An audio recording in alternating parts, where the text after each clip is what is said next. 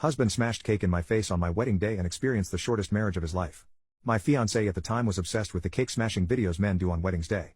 He found it absolutely hilarious and he wanted to do it on our wedding day too. I told him no because that would ruin my hair, makeup, dress, and my mood. He kept bothering me with the same question up until our wedding. I showed him the prices of everything I was wearing that day and what he would destroy if he went through with it. It seemed like he finally understood. The day of the wedding comes and we're cutting the cake. I was about to feed him a piece of the cake when he launched a piece in my face. The room went quiet in an instant, but my husband and his friends were boisterous. My maid of honor came to wipe my face and I saw my husband high-fiving all of his friends. I felt so disrespected and humiliated. It felt like everything I had done to get to this point in my life was completely pointless. I started bawling my eyes out and my husband only laughed harder. He said I was upholding the tradition perfectly because the groom has to smash the cake in the bride's face and the bride has to freak out, which was definitely happening. Hours later, I talked to my husband privately and asked why he did that even though we discussed that he wouldn't. He said it's because his friends dared him to and he never turns down a dare. I was furious. He ruined my wedding because of a stupid dare. He didn't listen to his soon-to-be wife but he listened to his friends. It was clear where his priorities lay. I told him that we were getting an annulment the next day and he could marry his friends if they were that important to him. I, on the other hand, was going on my honeymoon trip with my maid of honor. He was yelling at me that I was being unfair and even called me a beach. I left the room at that moment and went to grab some cake and when I went back, I threw it in his face. It felt like the perfect revenge. Ida for calling my brother's girlfriend Miss Piggy for eating our food after we told her not to. Last year my brother moved in with me and my roommate. When he moved in his girlfriend started spending a lot of time at our place. This isn't a problem as my roommate's girlfriend comes over too. My brother's GF pretty much eats all our food. No matter who it is, she will eat it. My roommate and I have told her multiple times to stop eating the food we buy and only eat the food brother buys but she ignores us and eats our food anyway. We have confronted her and my brother multiple times and told them she needs to stop but she just says tee sorry but it's so good and he refuses to say anything about it. We both have tried to talk him into going to her house instead of bringing her over but he doesn't want to. It's gotten to the point where both of us are considering getting a second fridge to put a lock on. We're both sick of it. Brother's GF is a heavy girl and weight is a very touchy issue with her. Well, recently both of us have taken to calling her Miss Piggy when she eats our food. If we ever see her eating our food or after she has we confront her and call her it. She hates it and freaks out each time she hears us refer to her as it. Honestly though, she still eats our food and so we kept doing it. Today when I got home from work his GF was there eating leftovers I had cooked last night. I told her wow, I love to come home to see Miss Piggy eating my leftovers that I was looking forward to too. Before I started oinking at her, she broke down crying and ran out. She's been calling my brother furiously since and is refusing to come here anymore because I'm an a-hole. Am I? We asked her so much to stop and she didn't. I honestly just lost it. We all buy our own food and we have a rule never to touch each other's stuff. She knows this and she still did it so I think she deserved it. I invited 15 of my closest friends to my birthday party, but they didn't even reply to the invite. I feel so ashamed I made a WhatsApp group and invited 15 of my closest friends to my birthday party. I planned a nice themed dinner. The theme was Italy/Dolce Vita, at a nice restaurant, with one live music act, a nice cake ordered from a bakery and fitting the theme, and decorations. I wrote a heartfelt text, how I want to celebrate getting older with my oldest and greatest friends and I detailed everything that was planned for the evening in the invitation. And then, nothing. Nobody replied, nobody said a word, like thanks for the invite or looking forward or anything at all. After a few hours my boyfriend posted a party meme in the WhatsApp group and wrote how excited he was to get it started. Still nothing. After almost 2 days, I posted a gif of chirping grills and made a funny comment, still thinking, maybe people simply forgot to reply. After another day, I started texting people individually, if they would like to come, or if they are available that evening, and a few responded that they will let me know soon. Others didn't respond at all. After almost a week, not a single one of my friends posted in the group or have messaged me if they would like to come to my birthday party. After 0 invitation acceptances and after reaching out several times, I felt so ashamed. Like I was begging the people to want to celebrate me or to come. I started to cry and I felt so depressed. Ashamed and humiliated, I just deleted the WhatsApp group. Nobody has asked me about that either. My birthday is now just a week away.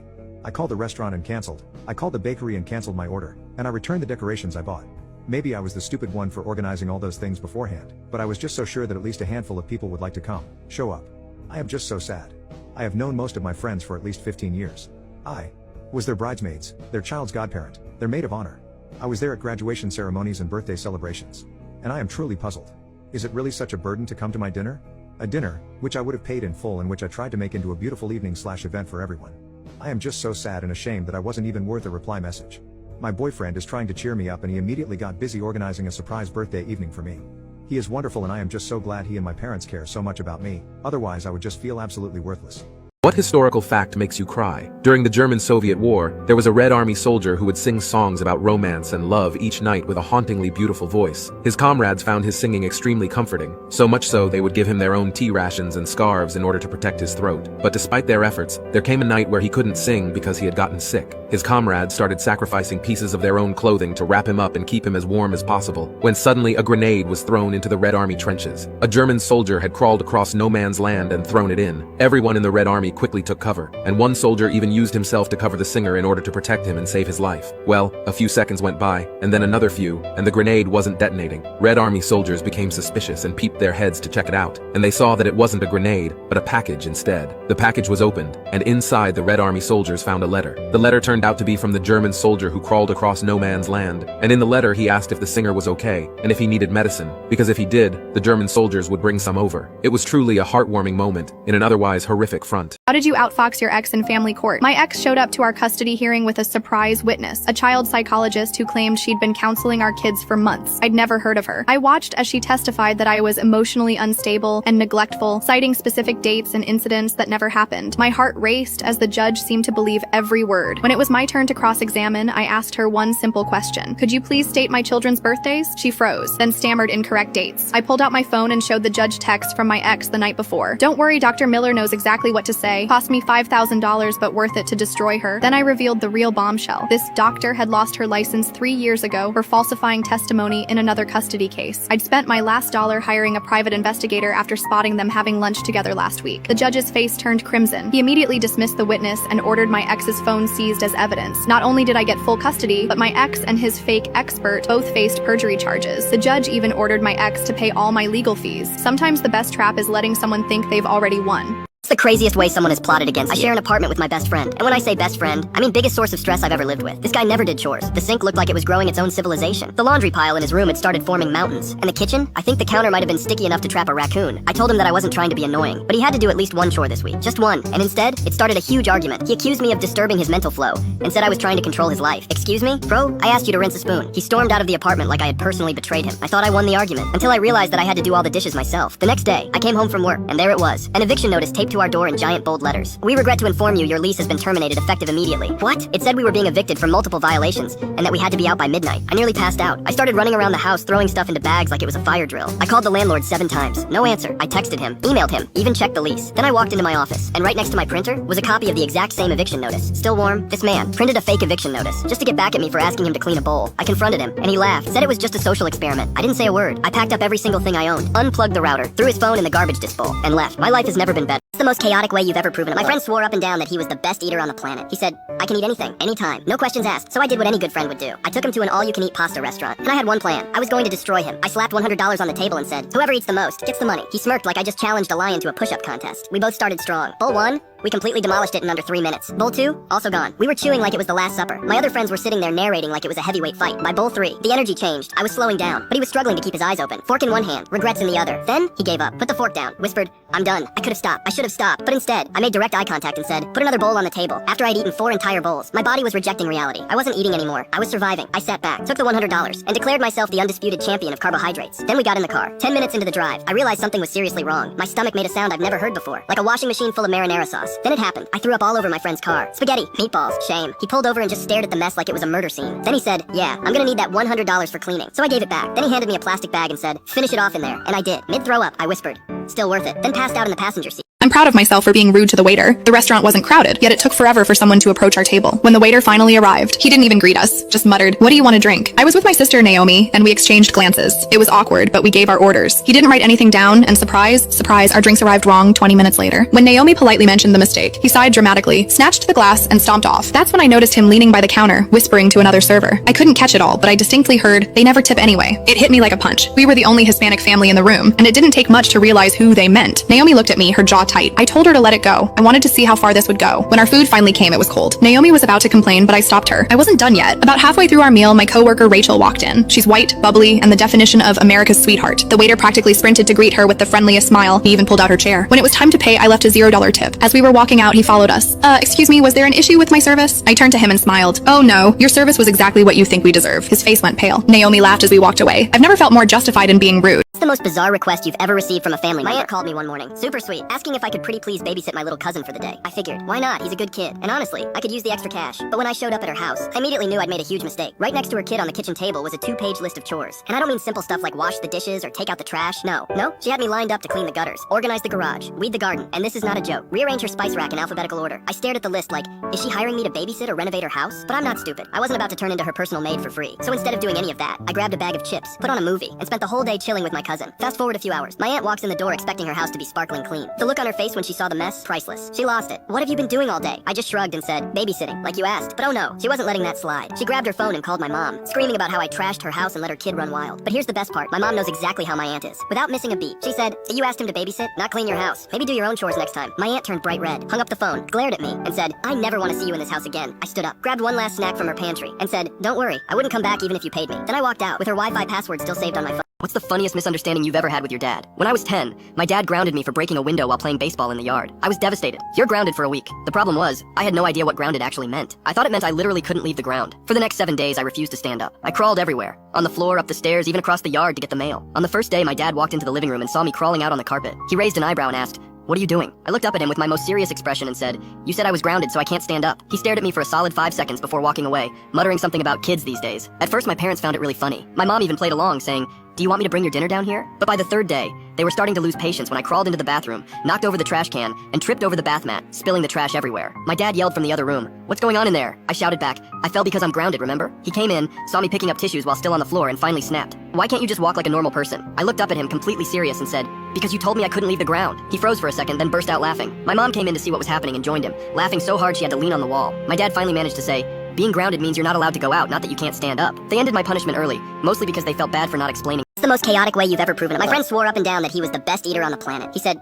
I can eat anything, anytime, no questions asked. So I did what any good friend would do. I took him to an all-you-can-eat pasta restaurant, and I had one plan. I was going to destroy him. I slapped $100 on the table and said, whoever eats the most gets the money. He smirked like I just challenged a lion to a push-up contest. We both started strong. Bowl 1, we completely demolished it in under 3 minutes. Bowl 2, also gone. We were chewing like it was the Last Supper. My other friends were sitting there narrating like it was a heavyweight fight. By bowl 3, the energy changed. I was slowing down, but he was struggling to keep his eyes open. Fork in one hand, regrets in the other. Then, he gave up, put the fork down, whispered, I'm done. I could have stopped. I should have stopped. But instead, I made direct eye contact and said, put another bowl on the table. After I'd eaten 4 entire bowls, my body was rejecting reality. I wasn't eating anymore. I was surviving. I sat back, took the $100, and declared myself the undisputed champion of carbohydrates. Then we got in the car. 10 minutes into the drive, I realized something was seriously wrong. My stomach made a sound I've never heard before, like a washing machine full of marinara sauce. Then it happened. I threw up all over my friend's car. Spaghetti, meatballs, shame. He pulled over and just stared at the mess like it was a murder scene. Then he said, yeah, I'm gonna need that $100 for cleaning. So I gave it back. Then he handed me a plastic bag and said, finish it off in there. And I did. Mid-throw up, I whispered, still worth it. Then passed out in the passenger seat. My daughter told a teacher to fuck off, and I refused to let her get punished for it. My daughter has cerebral palsy. She can walk, but not far, and only on flat, even ground. Stairs need rails. She can't do sand or rocks or any of that. It's all written in her IEP, even what she can and can't do in PE. She takes the bus home, but only one specific route, because the other option drops her a mile away on a road with no sidewalk. Not safe, not even close. So I'm at work, and I get a call at 11 a.m. from the school. A substitute gym teacher tried to make her climb the rock wall. She told him, I can't, I have cerebral palsy. I have an IEP. Then some other kid yelled, yeah, same here, like a joke, and the teacher didn't believe her. He started pressuring her, standing over her, being a dick. So she snapped and told him to fuck off, and that's all she kept saying. Fuck off, until she was sent to the office. The principal calls and says she's got same-day detention. I said absolutely not. My husband's out of town, I work till 6, and she needs to take her regular bus. There's no one to pick her up at 4:30 when detention ends. They said she could take the late bus, and I said again, she can't. That bus drops her a mile from home with no sidewalk. You want her walking on a rural road alone with cerebral palsy? They told me, well, that's a natural consequence. A natural consequence for a disabled kid for not climbing a fucking rock wall? I told them no. If they insisted on keeping her, I'd take my lunch break right now and pull her out for the day. Eventually they backed off and gave her 2 days of lunch detention. But my sister, who lives in another state and knows jack shit about the situation, tells me I'm being one of those moms, that I should have let it happen. I felt so stressed and angry at the school, I ended up grounding Amanda at first. But later I looked at her and just apologized. I told her I messed up, that I lashed out from frustration, and I shouldn't have made her apologize unless she felt like it. She didn't deserve that. Not from me. My dress matched the bride's, and they refused to pay me. I was hired to play the harp at my dad's friend's wedding. No upfront payment, just, we'll pay you at the reception. Fine. It was a family friend, so I said okay. The bride and groom had already seen the dress I was gonna wear. Long-sleeved, floor-length navy blue. I showed it to them on a hanger at the rehearsal. Not exactly jaw-dropping on a hanger, but on me. It's elegant, clean, nothing flashy. They approved it. Twice. Day of the wedding, I arrive 4 hours early so my harp can adjust to the room. I'm in the dress, setting up, when the bride's mom walks over with a corsage, and immediately freezes. Her face drops. Then she says, you need to change. I laugh because I've known her for years, but she's dead serious. Apparently the bride chose a non-traditional wedding dress, also navy blue. No one told told me, and I panicked. Like, this is her wedding. I don't want to be that person. But I told her, your daughter and her fiancé already approved my dress. Twice. She asked if I had anything else to change into. I didn't. I never bring extra dresses when I already got the green light. Then she tells me to go to a bridal store 20 minutes away and just buy something else. I was like, what? Those dresses cost as much as what I'm getting paid for the whole wedding. I told her I couldn't afford that. She gave me the coldest look and just walked off. I played the ceremony anyway. Didn't miss a note. Afterward, I went up to the bride and apologized again. She brushed it off like it was no big deal, said they didn't think it through when they approved my dress. I thought it was squashed. At the reception, I go to the bride's mom to get paid. She straight up refuses. Says because I didn't change, she's not paying me. I'm stunned. I try to keep my cool, but the bride hears us talking and comes over. She now says I should have changed too. Suddenly she's siding with her mom and also refuses to pay me. I was completely alone there. No one had my back. People always assume harpists come from money just because harps are expensive, but I rent mine. I work gigs to pay for college. I charge less than most musicians. And now I was walking away empty-handed after doing exactly what they approved. I got home, told my dad what happened. He called the groom's dad, who was there when they approved my dress, and he made sure I got paid. But damn, I played a whole wedding, stayed professional, and they tried to screw me over because I looked too good in blue. Stepdad demands rent after I turn 18. He doesn't know I own the house. I'm turning 18 soon, and things have taken a surprising turn at home. I live in a house that belonged to my biological dad, who passed away when I was 6. He left the house to me, so my mom and I have been living here ever since. A few years after his death, my mom remarried, and my stepdad moved in. He believed the house belonged to my mom. Recently, my stepdad told me that after I turn 18, I should start paying rent. Shocked, I explained that the house was actually mine, left to me by my dad. He thought I was joking. When I talked to my mom, she confirmed she had never told him the truth. The next day at breakfast, I addressed the issue and suggested that they should start paying rent if they wanted to stay after I turned 18. My stepdad was taken aback and argued that it was unfair and harsh. He claimed his initial request was meant to teach me financial responsibility. I countered by asking how it was fair for him to live here rent-free. The argument escalated, and he accused me of being spiteful.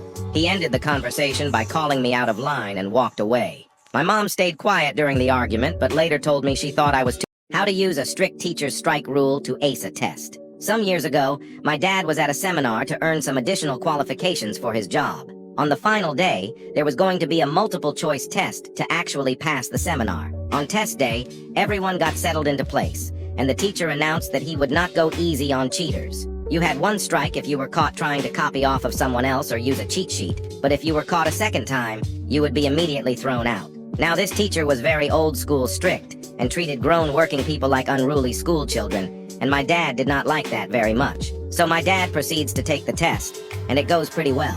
When he's through with the questions, there's just one left where he's not sure he's got it right, and he has a free strike after all. So, my dad yells out into the class, "What's the answer to question 14? Some complete bro elsewhere in the room yells the answer back. My dad fills in the sheet, gets up, walks to the teacher's desk, presumably tries not to trip on the teacher's jaw as it lies on the floor, hands in his test, and leaves the room. To the teacher's credit, he approached my dad afterward with some grudging respect. My friend's rich family kicked me out on vacation, so I took my own damn trip. So my college roommate Meg, her family's rich as hell, invites me on vacation, but I wasn't her first pick, not even second. Her family vetoed the first 2 friends, so I was the fallback. Whatever, I was still grateful. They paid for my plane ticket and the resort. I even saved up money to cover my food, activities, and planned to treat them to dinner as a thank you. But from the start, it was weird. Her whole family flew first class and stuck me in economy. I let it go. Free flight, right? When we got there, I find out they're planning to cook every meal themselves, except they meant me and Meg. Turns out her family's super traditional, and since her mom just had hand surgery, all the cooking fell on us, for 9 people. And I'm not even good at cooking meat, I barely eat it. So yeah, I fucked up the chicken once. Her dad lost it on me. I snapped and said, "If you know how to cook so well, why don't you do it instead of standing there yelling at me?" He got even angrier and said, "I'm on my vacation." And I said, "Cool, me too. Or did you bring me here to be your unpaid maid?" Boom, the room exploded. Everyone starts yelling at me. I sarcastically go, "Yeah, I'll just get back to work, sir. The help is so sorry." And that's when her dad loses it. Tells me to get out and go home. No plan, no help, just leave. So I did. Called the airline and locked my ticket so no one could cancel it. Then I went to the resort desk, told them I was unexpectedly stranded, and boom, they had weekday discounts. Got a cheap room, still had money left, and spent the next 3 days doing my version of vacation. Sightseeing, beach, chill. Then Meg's parents spotted me on the beach during sunset. They were shocked, thought I went home. I just smiled and said, I decided to stay. They got pissed. Said I used them. Like I lied about being broke to score a free flight. But nah, I just refused to be their damn servant. My daughter told a teacher to fuck off, and I refused to let her get punished for it. My daughter has cerebral palsy. She can walk, but not far, and only on flat, even ground. Stairs need rails. She can't do sand or rocks or any of that. It's all written in her IEP, even what she can and can't do in PE. She takes the bus home, but only one specific route, because the other option drops her a mile away on a road with no sidewalk. Not safe, not even close. So I'm at work, and I get a call at 11 a.m. from the school. A substitute gym teacher tried to make her climb the rock wall. She told him, "I can't, I have cerebral palsy. I have an IEP." Then some other kid yelled, "Yeah, same here," like a joke, and the teacher didn't believe her. He started pressuring her, standing over her, being a dick. So she snapped and told him to fuck off, and that's all she she kept saying, fuck off, until she was sent to the office. The principal calls and says she's got same-day detention. I said, absolutely not. My husband's out of town, I work till 6, and she needs to take her regular bus. There's no one to pick her up at 4:30 when detention ends. They said she could take the late bus, and I said again, she can't. That bus drops her a mile from home with no sidewalk. You want her walking on a rural road alone with cerebral palsy? They told me, well, that's a natural consequence. A natural consequence for a disabled kid for not climbing a fucking rock wall? I told them no. If they insisted on keeping her, I'd take my lunch break right now and pull her out for the day. Eventually, they backed off and gave her 2 days of lunch detention. But my sister, who lives in another state and knows jack shit about the situation, tells me I'm being one of those moms, that I should have let it happen. I felt so stressed and angry at the school, I ended up grounding Amanda at first. But later, I looked at her and just apologized. I told her I messed up, that I lashed out from frustration, and I shouldn't have made her apologize unless she felt like it. She didn't deserve that. Not from me. What's the weirdest thing you've caught teenagers or kids doing that is illegal but you found hilarious? My dad is a cop. He gets a call one night about some teenagers vandalizing a park. Dispatch lets him know that it's a lady that calls 24/7 thinking she's the neighborhood watch. So, as he cruises in towards this park, he comes in all lights blacked out and watches from a distance. After a couple of minutes of watching, he realizes these people are playing hide and seek. They also look a little older than just teenagers. He gets out of his car and sneaks up to some of them hiding in a group behind some trees and bushes. My dad hunkers down behind them, and one of them looks back and sees him. The kid freaks out and starts to run, and my dad grabs him and says, "Dude, shut up, or the other team will find us." The guys crack up because now they realize my dad is down to win this game. He ends up playing hide and seek with this group of 21-year-olds for the next hour. The best part was about 6 months later, I'm having a Halloween shindig at my house, and my dad stops by because he wants to score some burgers off of us while he's at work.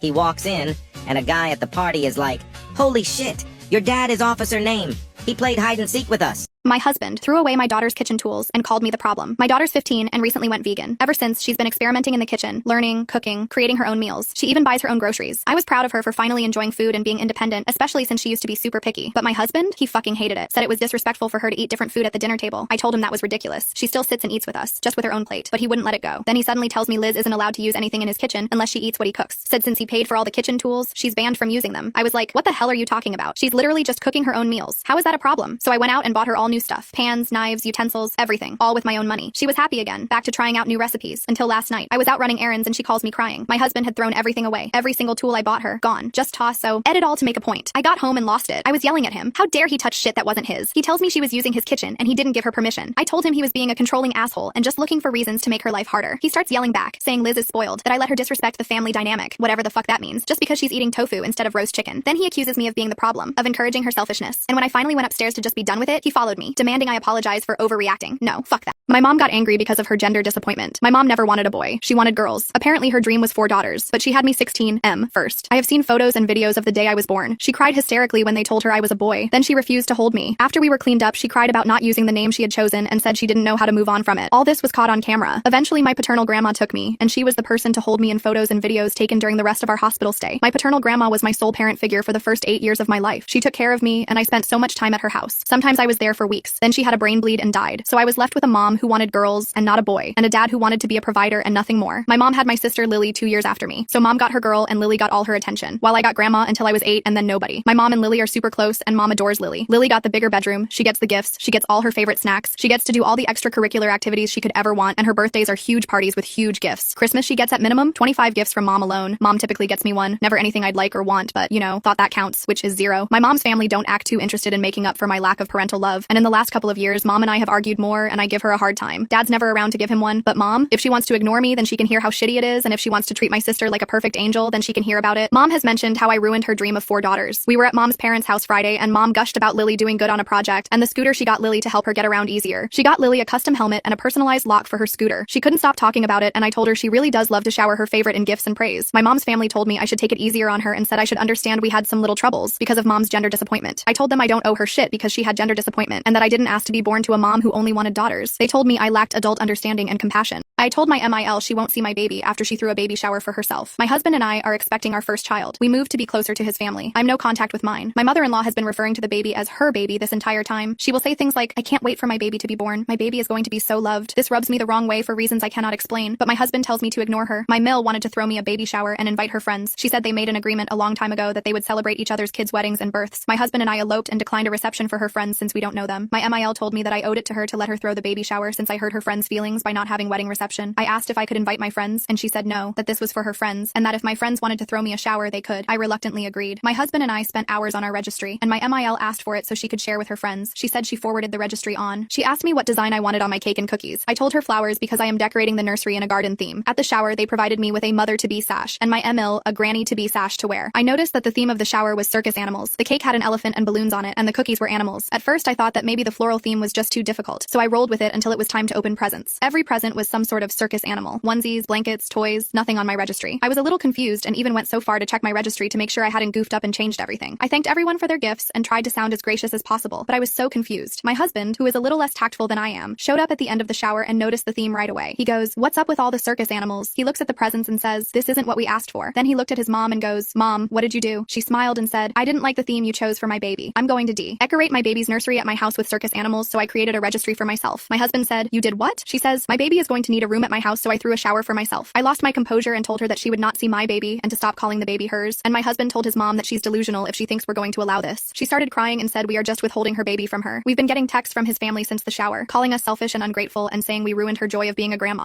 Women, what did your crush do that made you decide that you wanted to have their baby? My husband Damien and I met in 6th grade, but we weren't childhood sweethearts, at least at first. Damien is one of the sweetest and most popular kids you could ever meet. There was something pretty strange about him. Despite being so popular, he always sat alone at lunch, far away from his friends, with nothing more than a container of apple slices and chunky peanut butter. Maybe it was because I thought he was cute, or maybe I was just curious but was determined to understand why one of the top athletes in our school isolated himself at lunch. I asked people on the baseball team, I asked my classmates, I even asked his ex-girlfriend, and she didn't know why either. It was a mystery, so the next day, when I saw Damien at lunchtime, I grabbed tenders and chocolate milk from the lunch bars, headed toward his table, and plopped right down in front of him, pulled out my hand and said, "I'm Luna. This seat taken?" He reluctantly shook my hand, and said, "Not really," and went back to eating his food. Once I sat down, he offered me an apple slice with peanut butter. I told him no thanks, I'm allergic. He became nervous and said, "Really?" I laughed and answered by eating one. He looked horrified at first but then realized it was a joke, and we hit it off from there. We started having lunch every day together, and we would talk about everything. We would talk about the fights that would happen after school, or what it was like traveling for his baseball team. We always had the same thing for lunch. I'd have my tenders and chocolate milk, and he had his apple and butter, or on special occasions he'd bring clementines and would peel one for me.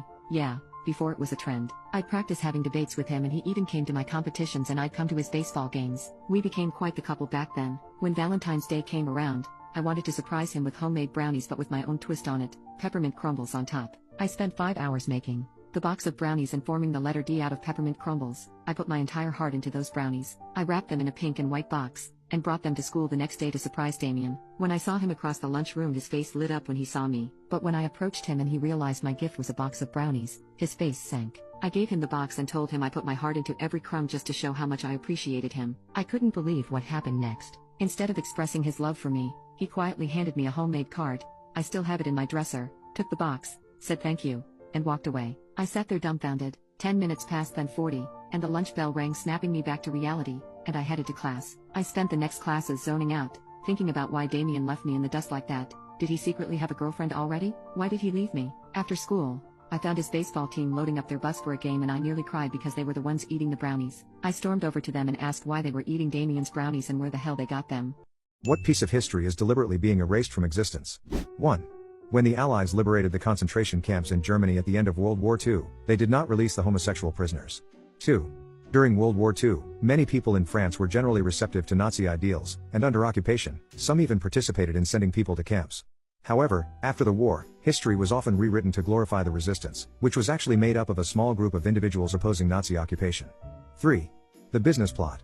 A group of powerful Wall Street figures tried to raise an army of 500,000 men to seize the White House, overthrow FDR, and install a fascist government. Congress investigated it under seal, concluded that the plot was real, but never named the conspirators. It's somewhat similar to what happened with Epstein, powerful people involved, yet little consequence or exposure. 4. Expansionist Japan and the atrocities they committed during the 1930s are almost completely skipped over in most school curriculums, even though it was less than 100 years ago. I've always found that baffling. 5. There were more countries in the Axis powers than just Germany, Italy, and Japan. $1,000 a day for life. But every day you have to watch a movie from the year you were born. The rules. 1. Duration. You must commit to watching the movie for 4 hours each day, every day, for 1 full year. 2. Watch, don't just listen. This isn't a background task. You must watch the movie attentively, as if it's a brand new experience. No multitasking or distractions. You must be fully engaged with the film. 3. Movie selection. The movie you choose must have been officially released in the same year you were born. It could be a classic, but no switching to something else during the year. If you get tired of it, you still have to stick with the same movie. 4. Tattoo tracker. You'll have a glowing tattoo on your body, visible to you, that tracks the number of days left in the year and how much time is left to finish watching each day's required 4 hours. This tattoo helps you keep track of your progress. 5. Rewards. Once the year is completed, you'll begin receiving $1,000 a day for life, starting after your year-long challenge is over. 6. Failure. If you fail to watch the movie for the required 4 hours each day, you won't receive the $1,000 a day for life. However, the only thing you lose is your time. Would you take this offer? Which movie from the year you were born would you choose to watch for an entire year? Can you maintain the discipline and endurance to make it through the full year for the reward of a lifetime's worth of daily cash? I had a dream that someone started a meme at the bottom of their Tumblr posts that was just a banner of Harry Styles giving a thumbs up with the text, "This post is ravioli approved." It got really popular, and eventually Harry got wind of it and went on James Corden and said, "This meme is ravioli approved." Everyone loved it, and it was really funny, and Harry Styles played along. Until one day he tweeted, "Donald Trump is not ravioli approved." And the next day, Trump fucking died. Suddenly everyone was DMing Harry Styles like, "Am I ravioli approved?" And he mostly said yes, but the ones he said no to died. And the next day, it would come out that they had been murderers, or just terrible people. They gave Harry Styles his own government bureau of ravioli approval, BORA, and every baby born got an approval/disapproval rating with their social security number. Infant mortality dropped because every baby, except the disapproved ones, lived. Eventually he did like a 12-hour live special of him reading the death records of the last 20 years and disapproving of their deaths. There wasn't any earthly repercussions to that, but I'm pretty sure it meant he was sending them to heaven or hell. The dream ended with a Looney Tunes ending card, except instead of Porky Pig it was Harry in the middle with the message, "This dream is ravioli approved." And I woke up. What is your best insult without swearing? 1. I once asked a girl, "Where have you been all my life?" Her response was, "I don't know, but I wish I was still there." 2. You're a conversation starter. Not when you are around but once you leave. 3. I bet your parents change the subject when their friends ask about you. 4. I envy the people who haven't met you. 5. I find the fact that you lived this long both surprising and disappointing. 6. Buddy, you couldn't will a tire down a hill. 7. If you're a spice, you'd be flour. 8. I don't know that it actually counts as an insult, but I once had to deal with this idiot who repeatedly told my girlfriend that he was in love with her and she should leave me for him. He messaged me once to say that he was a better man than me, etc. I just replied, "While you're laying awake thinking of her, she's laying awake thinking of me." 9. I'd give you a nasty look but you've already got one. 10. You have a great face for radio. 11. If you were the light at the end of the tunnel, I'd turn back around. 12. I hope your sleeves slide down while washing your hands. 13. You have the personality of a slightly tilted picture frame. 14. Somewhere, a tree is crying because it worked so hard to make that oxygen you're wasting. 15. Calling them by a characteristic or article of clothing they are wearing. Whatever you say, haircut. Or sure thing, sunglasses. It will bother them long after the comment. 16. My mother always told me to be nice or be quiet. I presume you've not heard from yours in years? 17. You're about as useful as the 9 on a microwave. 18. I don't have the patience or the crayons to explain this to you. 19. You're impossible to underestimate. 20. Working in a bar, people used to ask how my day was. Normally I'd respond with, "Just living the dream." Somewhat sarcastically. One day dude comes in and looks at me deadpan and says, "Dream bigger." And just goes back to his menu. Not gonna lie, it hurt a bit. Ex-prisoners, did you ever meet an inmate who was nice, but you later realized committed a very serious crime? Yes, I met a really nice guy that was serving 2 life sentences. It was really hard for me to wrap my head around the idea, so I asked him about it. The guy was a Vietnam War vet. He was a tunnel rat, meaning that sometimes he had to belly crawl into holes to clear them with just the use of his boot knife. He got very efficient at it during his tour. Meanwhile, his tour was almost up and he was looking forward to coming home. However, he kept hearing stories about his sister being in an abusive relationship. He explained that normally he didn't involve himself in the details of other people's relationships, but this was his sister that he was very protective of, and he just didn't know how much he could tolerate knowing that she was in an abusive relationship after he'd spent years killing people just because they were the enemy. So he sent her a letter to break off that relationship, in hopes he would never meet the guy that was abusing his sister. Eventually, he did return to the United States. He caught a cab from the airport to drive him home. But as they entered the neighborhood, the police had everything sealed off because of some crime scene investigation. He didn't want to step on anyone's toes, but he did explain that he was just returning home from Vietnam and only wanted to get home, which was only a block away. So they asked for his address and he gave it, only to be met by a detective requesting his company down at the station. So he reiterated that he literally just returned from Vietnam and didn't know anything about what was going on, but the police insisted. So he goes down to the station to be informed that his sister and mother were killed by his sister's boyfriend. Apparently, the guy wasn't so keen about breaking off the relationship. The police had the guy, it was pretty cut and dry, he was in custody, and the police only asked him to let them do their job without him interfering. Well, turns out that the boyfriend bonded out, and this Vietnam vet had friends that knew where this guy hung out. So this guy goes down to a bar the boyfriend frequented and had him pointed out. He approached the guy at the pool table and started chatting the guy up. He explained that he just got back from Vietnam and that he was a tunnel rat there. He pulled out his combat knife to explain what it was like belly crawling through tunnels with that particular knife because his .45 would have alarmed the enemy. He told stories of spiders the size of basketballs rushing at him that he had to kill without giving away his position. But the guy he was talking to just wanted to know if he wanted to bet on the pool game. So he told the guy, his sister's abusive boyfriend that killed both his sister and his mother, that he had a bet for him. He told him that he was going to take that very same knife he used in Vietnam to skin him alive and that he was willing to bet nobody in the bar would intervene. And so he did. And he didn't stop cutting up that guy, in front of everyone, until the police arrived and asked him to. When he went to court, the judge wasn't too happy about his vigilante justice and convicted him for murder.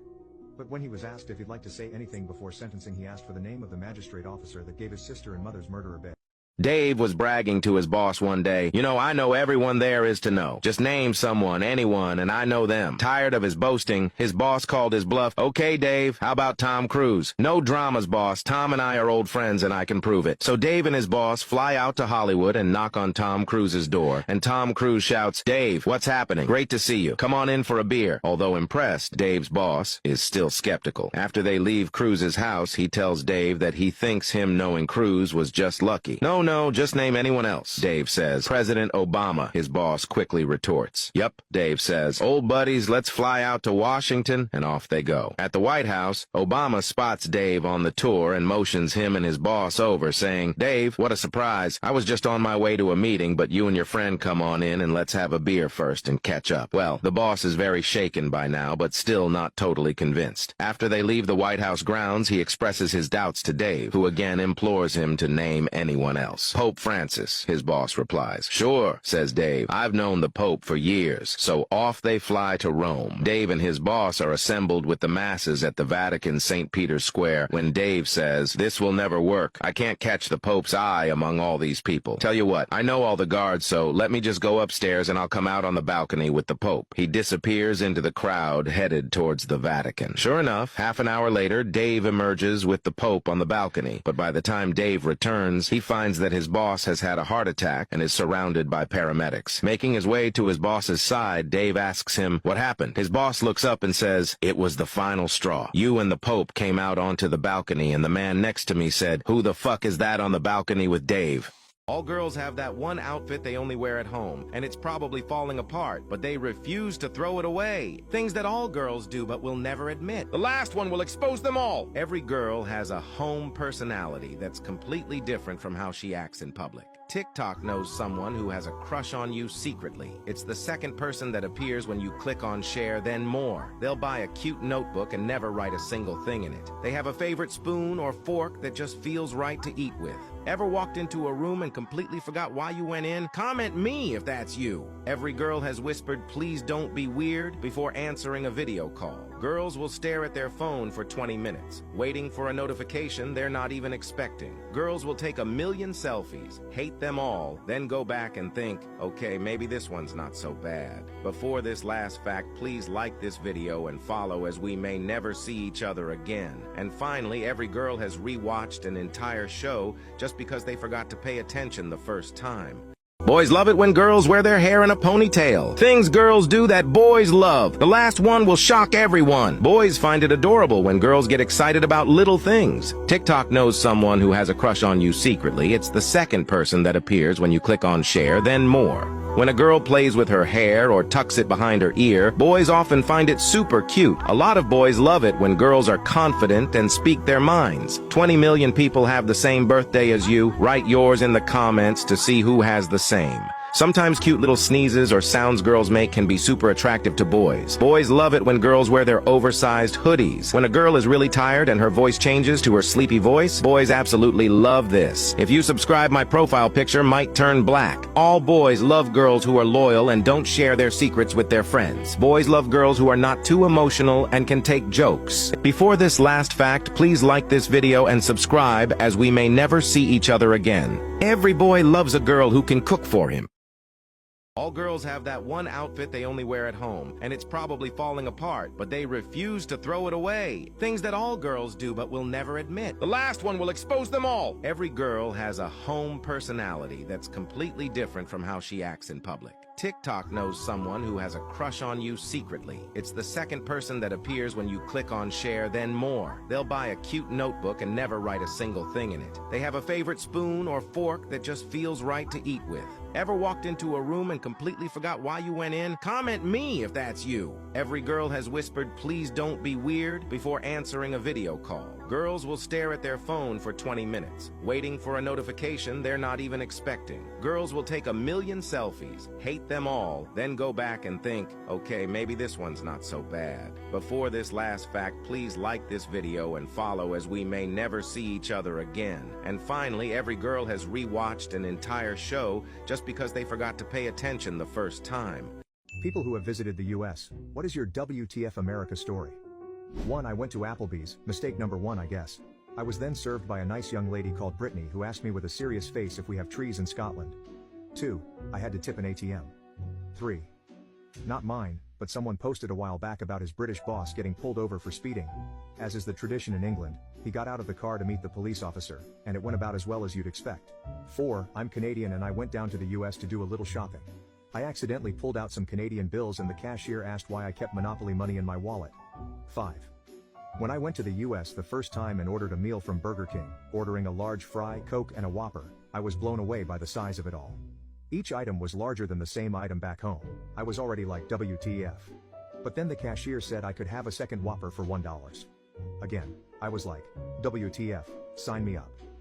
Another time, while I was in Daytona, I went to a restaurant and the woman kept refilling my drink again and again.